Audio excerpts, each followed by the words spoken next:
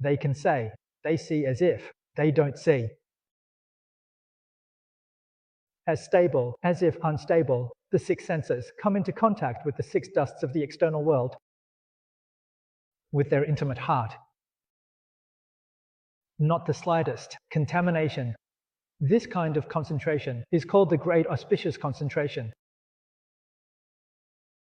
Achievements can be made in concentration. All undertakings.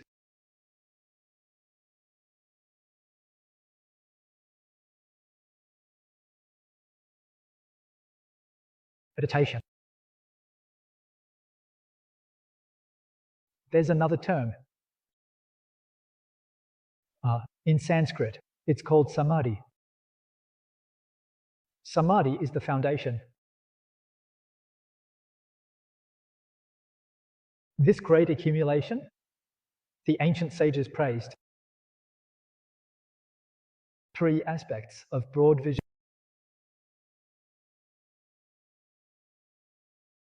It's also referred to as the samadhi of suffering. Simultaneously universal.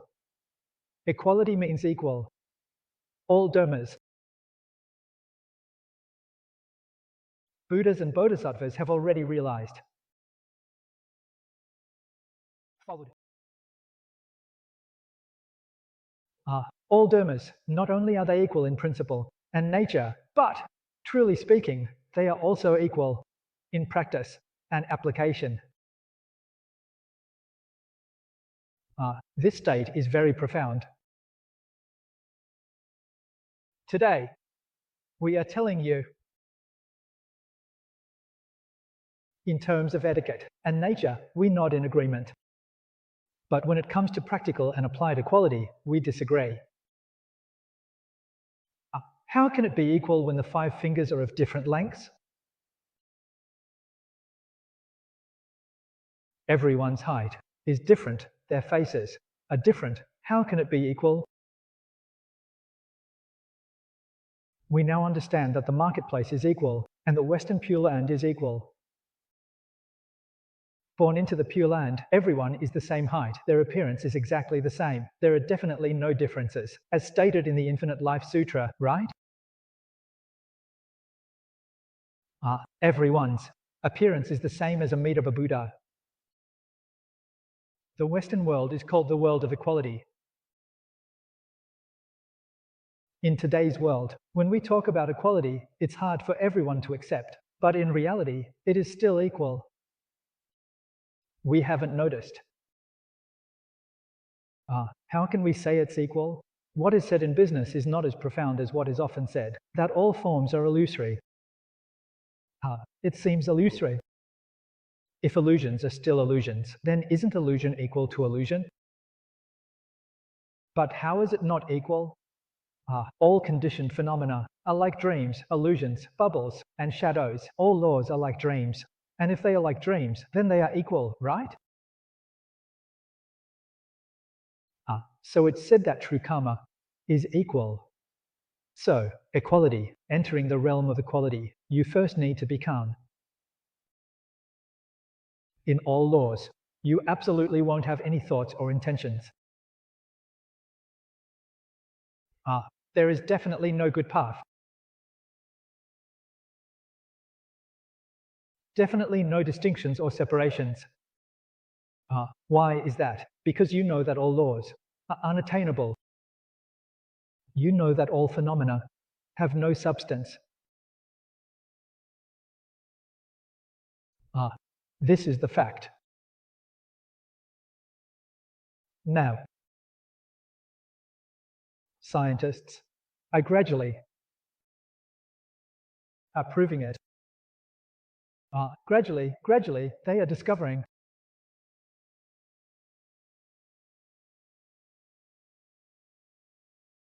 proving what the Buddha spoke of in the sutras 14 centuries ago. In the future, in the Avatamsaka Sutra, we need to explain fact and truth. Why is the Buddha's mind calm? The Buddha understands the true nature of all laws.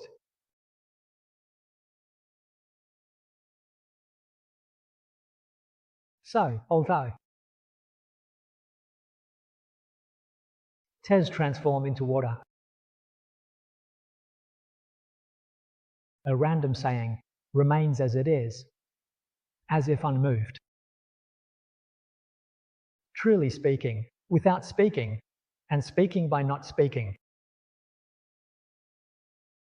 This is, under the great illness, phenomenon. All activities are within the great concentration. It is as said in the Mahayana Sutras. In focus. O time focus. Nwoki is Sanskrit. Its meaning is dragon elephant. Dragon we haven't encountered, but we've seen elephants. You see, when Chinese people look at elephants, they see them looking like they are in a state of concentration all day long. When they walk, they do so slowly, unhurried and calm.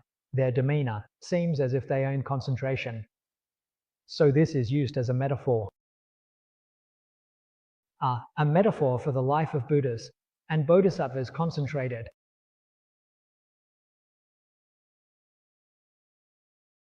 Though their movements are swift, if you observe closely, they are still in a state of concentration. Why is this mood so? I not move. So even when they are very swift, if you observe they are in concentration.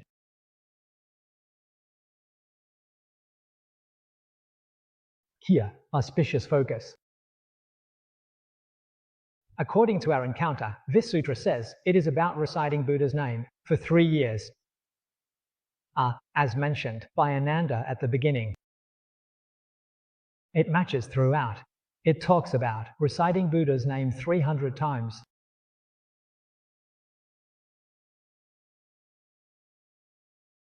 The first point we need to learn.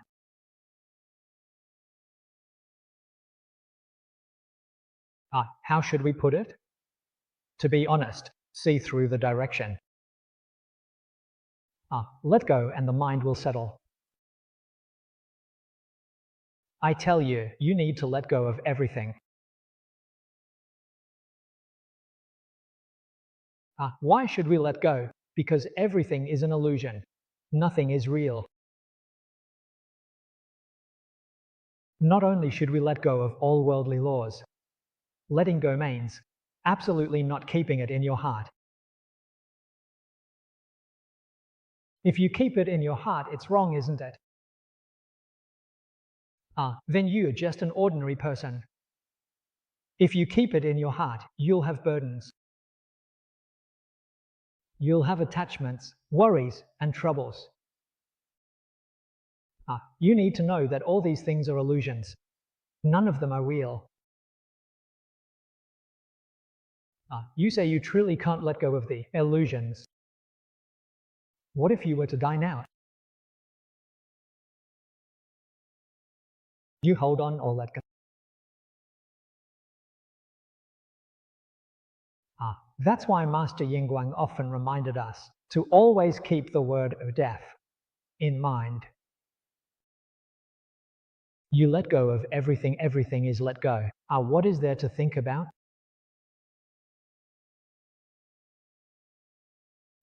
There's nothing you can't let go of. Your attachments, obsessions, and stubbornness, you can't let go of them. You have to know that if you can't let go, you will be trapped in the cycle of life and death. You can't let go of it. You can't let go of the cycle of birth and death. Let go of everything completely. Congratulations, you've transcended the 6 realms of reincarnation.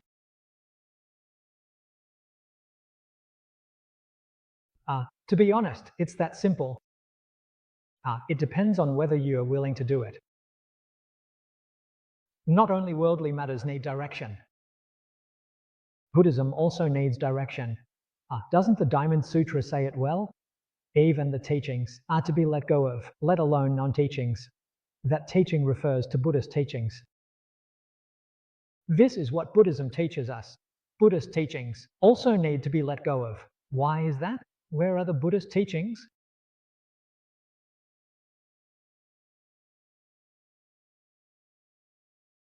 Buddhism arises from conditions. It's not real. Buddha mentioned in the scriptures that both Buddha and sentient beings have ailments. Buddhism is like medicine. Once you're cured, you discard the medicine. If you keep taking medicine once cured, you'll end up with another ailment. This principle is easy for everyone to understand. Even the tongue is subject to change, let alone things that are not lawful. We are currently in need of Buddhism, talking about it every day, constantly expressing the need. Once you mistakenly enter this state, you no longer need Buddhism. If you keep wanting it, you'll fall ill again. You'll become abnormal again. So everyone should understand that after awakening, you'll realize, as the ancients said, that Buddha Shakyamuni spoke a lot of nonsense over 49 years. This whole lot is just a pile of waste paper.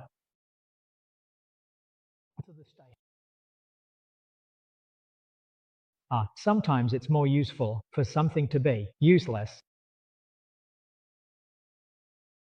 You need to understand the principle. The meaning of these words is to teach us about all the laws of the world and beyond. Do not differentiate them. Do not cling to them.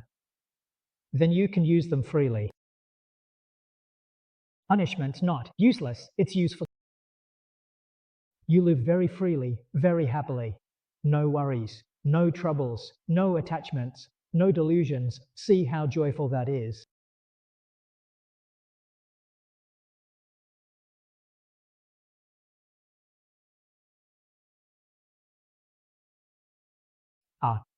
All the marvelous laws.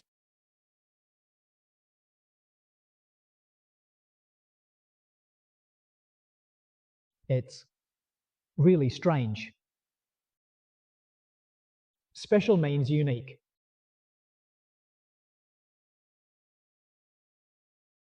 What does the real law refer to? It's what is explained below. The conduct, praised by all Buddhas, the path of the guide.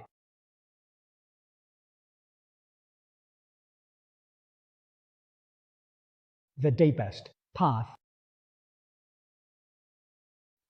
The following 3 sentences specifically explain the marvelous laws to us.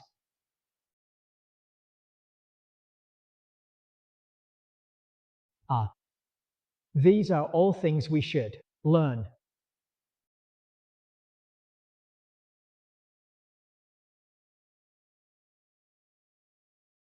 What all Buddhas abide by. In the Avatamsaka Sutra, it was mentioned the practice of the stone pillar. Now we are beginning to discuss the social aspect. This is not mentioned in the scripture. This is a hint revealed in the symbolic representation during the assembly.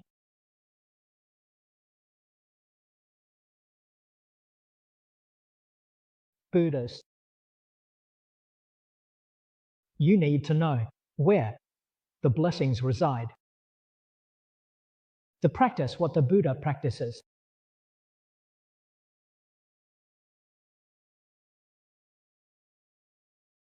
This focus on practice is actually of the body-mind. See in the Mahayana Sutra. The principle is a huge sum of money. This sutra teaches us to practice. The most important thing is 8 words. Arouse the body-mind. Focus on one direction. This is the guideline for practice in this sutra.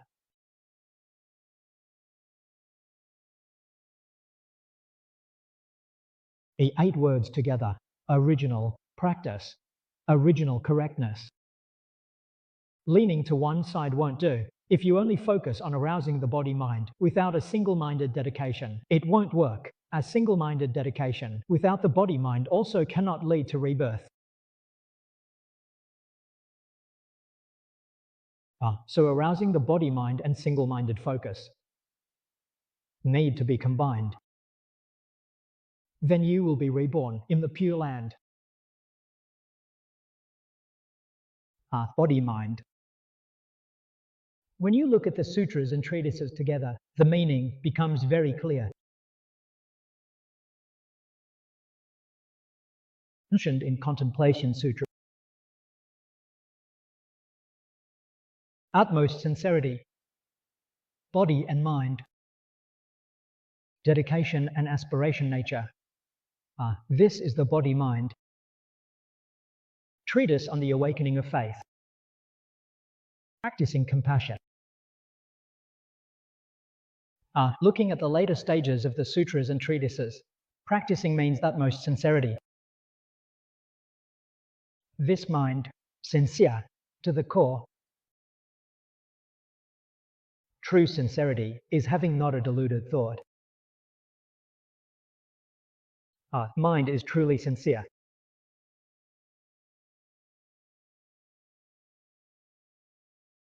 Qing Dynasty. Mr. Zhenguo Fan, in his reading notes, he explained this sincerity. He explained well. What is called sincerity? When no thoughts arise, that is called sincerity. This explanation is close to the definition given by the Buddha. If you have a single thought, it is not true. When not a single thought arises, sincerity reaches the core. This is grasp of nature. Great fortune and stability means sincerity has reached the core.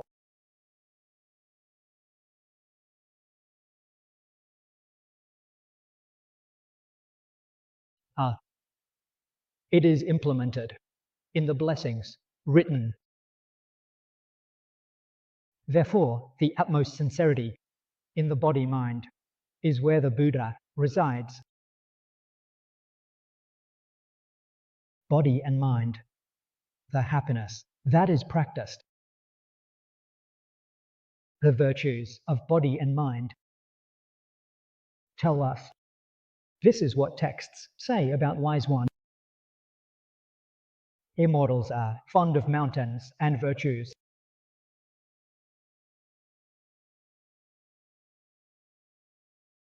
Skilled in virtue. All align with sincerity.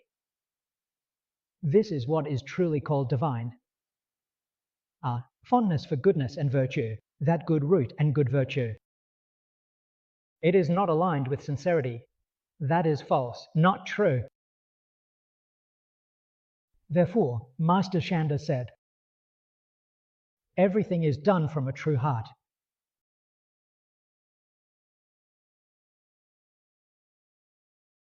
This beginning makes a lot of sense. Every thought and intention in dealing with the world and interacting with others. Everything is done from a true heart, without any falseness. Fondness for goodness and virtue. This is reflection. Self-benefit. Self-accomplishment. The intention behind dedication and vows is the great compassionate heart. This is for the benefit of others. In other words, we use a true heart. A true heart is deep faith for oneself and great compassion for others.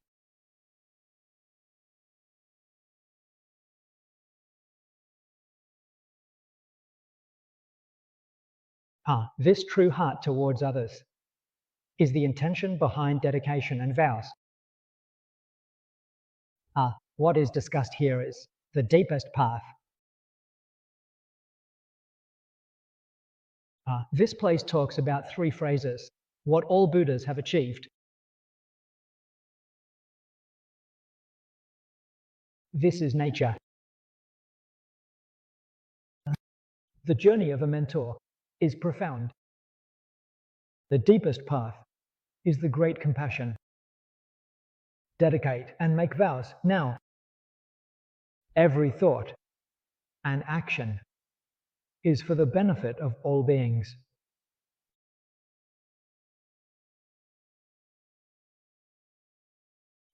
This is what we refer to as the body-mind. This is the realization of the body-mind.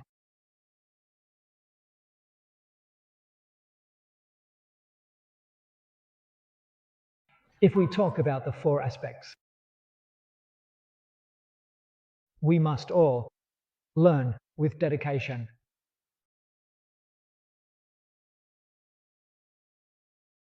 Where Buddha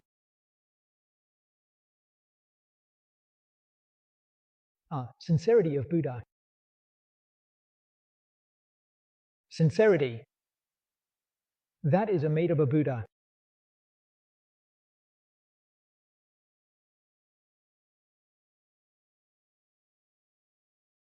The name of Amitabha Buddha. The ancient sages told me, this is the name of faith, the virtue of the true nature, wonderful indeed. Therefore, it is called self-faith on the path, the pure land of the mind. Amitabha is the self-faith, Amitabha.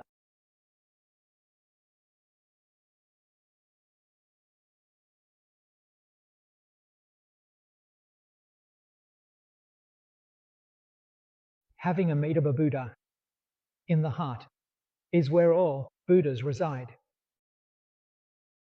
It encompasses all Buddhas and Tathagatas. There isn't a single Buddha or Tathagata who doesn't contemplate Amitabha Buddha.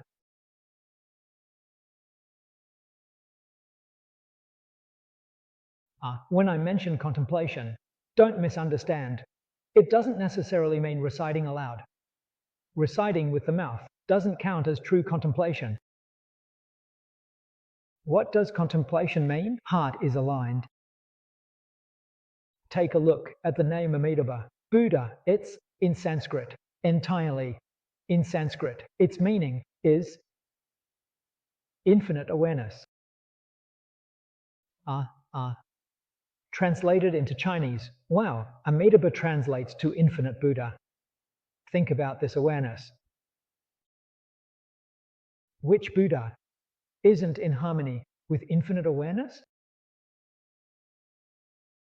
Being in harmony with infinite awareness, never departing from it. That's what it means to contemplate Buddha. That's truly contemplating Amitabha Buddha.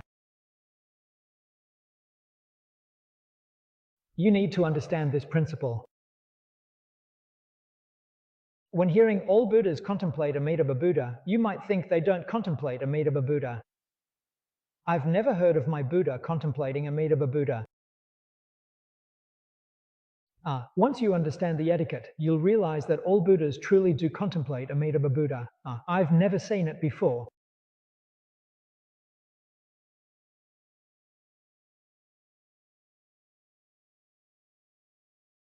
Today, when we recite Amitabha Buddha, we are learning. This is truly what it means to learn Buddhism. It's absolutely true. We are 100% learning Buddhism. So, for fellow practitioners coming from other places, I always encourage them to come to the chanting hall to recite Buddha's name. If they don't come, I frankly tell them that their trip to Singapore was in vain. Dallas Kangwotai is returning tonight. This morning at breakfast, I asked him if he had been to the chanting hall to recite Buddha's name. He said no, and I told him his trip was in vain. So after lunch, he came here and chanted for 2 hours. After chanting for 2 hours, he returned. He came to the meeting place to tell me, well, it really is different.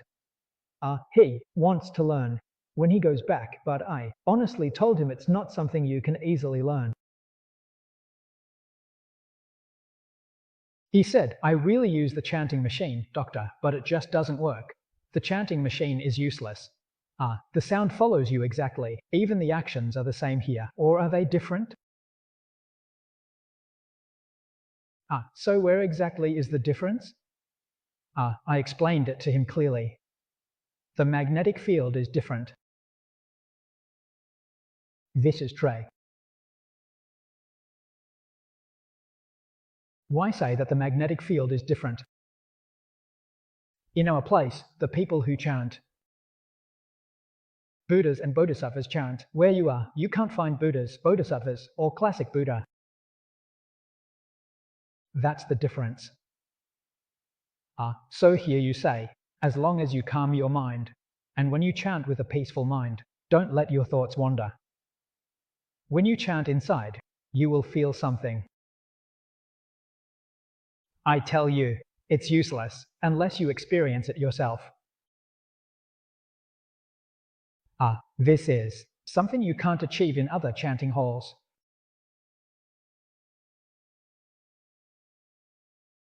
If you keep asking why, then I'll tell you something your teacher said. The owner of this chanting hall passed away at Limo Yuan. That was a bodhisattva, completely selfless, entirely for the sake of all beings. Can your place find a Limo Yuan? Can't find one?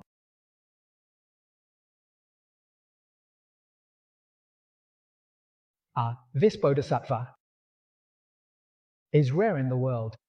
One would be exhausted just thinking about it, that's it. There is. He truly saw through it and truly let go. Every thought was for all beings. Every thought was for the Dharma, without a single selfish thought.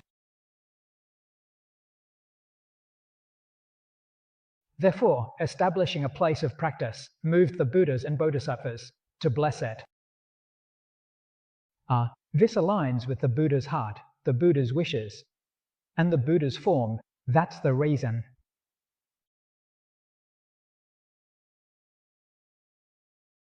Then, there are fellow practitioners participating in the chanting. Among the fellow practitioners, there truly is sincerity, a pure and equal mind in the Buddha's chanting. Such people are rare. So when you come to this place and chant for a few days, you benefit from their light. You absorb their magnetic field and influence, and the feeling is different. That's the reason here. Even if there are many people chanting, if there isn't a single person with a pure heart, not a single person with a true intention to chant, the magnetic field is different. There's no resonance.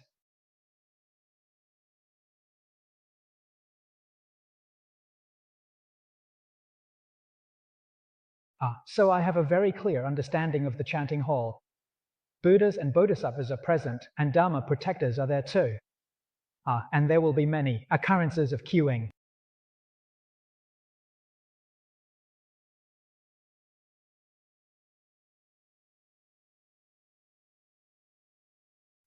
So the atmosphere of this place is different from that of ordinary households. Foreigners say the magnetic field is different.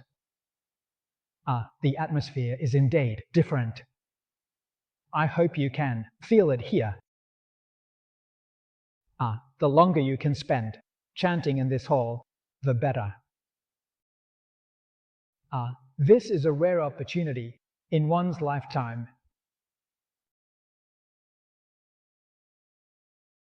When you go to other places, your mind becomes scattered. In this place, your mind first becomes pure.